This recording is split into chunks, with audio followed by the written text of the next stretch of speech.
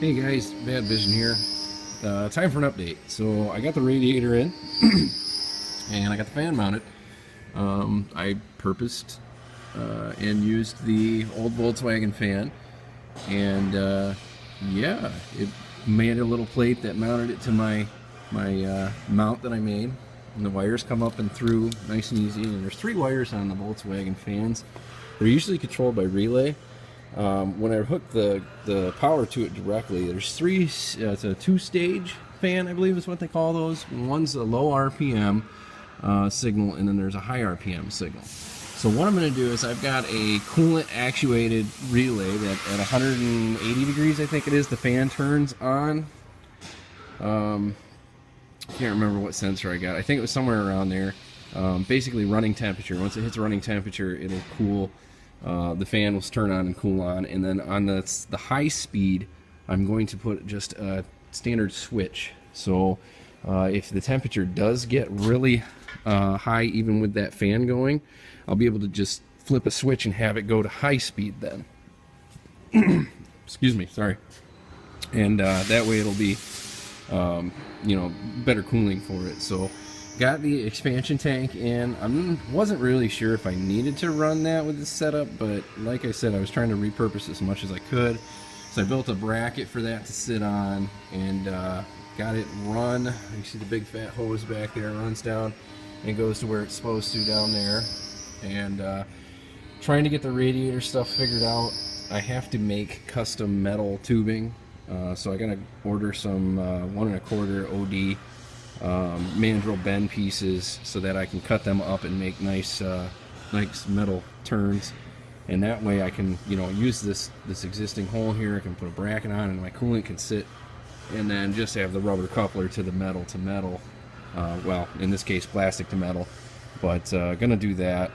So it'll be a few days before the coolant's in. I was really hoping to just be able to, you know, get everything and piece it together and have coolant in it so I can let it actually warm up and get up to temperature sitting here. But you know, it is what it is. The local parts stores never have anything that you need, and it was a particularly odd size, so I'll give them that. I mean, it goes from 1 1/4 outlets to 1-inch tubing, and then it would go to 1 1/4. So Volkswagen did that kind of odd. For me, I would have just run 1 1/4, you know, the same size all the way through, but they decided to cut them down. So, and because I didn't have any scrap pieces of 1 1/4, I decided I would just, you know, build the metal stuff, and then in the end it'll look better anyway, and it'll be functional. So yeah, I got block off plate for the EGR. I took the EGR heater out. I did not take the shutter valve out. I've heard mixed things on whether to take that off or not, but I didn't feel like buying a race pipe, considering you can run it without the EGR piece and just put block off plates in. So I got 2 block off plates that I made and put in there. Blue is not necessarily my color, it's just the only engine temperature paint I had. And then there was one other mishap while I was putting the motor in. I did not even realize I destroyed my VNT actuator.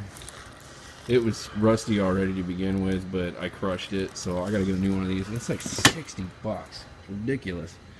So anyway, that's where we're at right now. I'm just running cooling, trying to get that worked out, and essentially I'm just gonna get it put together.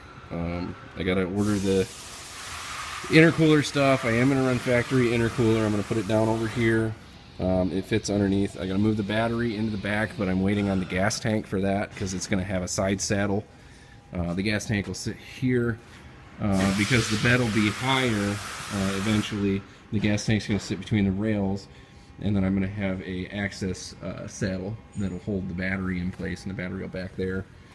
Just make it a lot easier in the engine cabinet. I thought about relocating it, but then I'd have to move power steering lines, move the power steering cooler, which isn't really a big deal, but then again, I'm, you know, putting more weight up here and more junk in the way.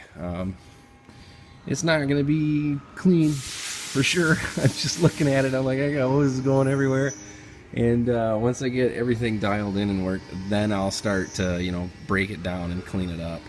I'm just in such a rush to get this thing running and driving on its own because I just want to see what it can do. You know, if I don't like it, I may have to go a different engine route, you know, switch over to a Cummins or something.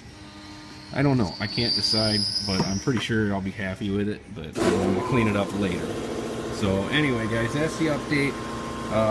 Again, if you have any questions, go to toyotaforerunner.org and go to the classic section, and I have a build thread there. You can ask any questions you want. I'll be happy to answer. Yeah, if you have any comments or anything, like and subscribe to stay updated. I'm going to be doing videos as I get things going. Driving, running, gas mileage. Hopefully I'll be able to get this thing on a dyno just to see what the difference is. I'm not too crazy concerned about it, but there is a local place and I have a connection there, so I might be able to get a decent cost to do it. And yeah, also debating changing out this gray interior, or this brown interior, for a gray Hilux surf interior that I have here. You know, I can't use the SR5 gauge cluster because I forgot to take the pigtails out of the truck that came from, so I can't mount that in. But I do have a nice gray with an SR5 clinometer. The whole dash assembly, the seats, obviously they're not bench seat, but I'd be fine with 2 buckets, and then I can build a nice center console. So anyway, thanks again to rockauto.com, always supplying me good parts at a great price. They have never screwed anything up of my order, and the parts have always been good stuff. You know, obviously get the name brands, you know, like Moog and all that stuff. But yeah, so that's it, guys. Again, like and subscribe, and I will catch you on the next video.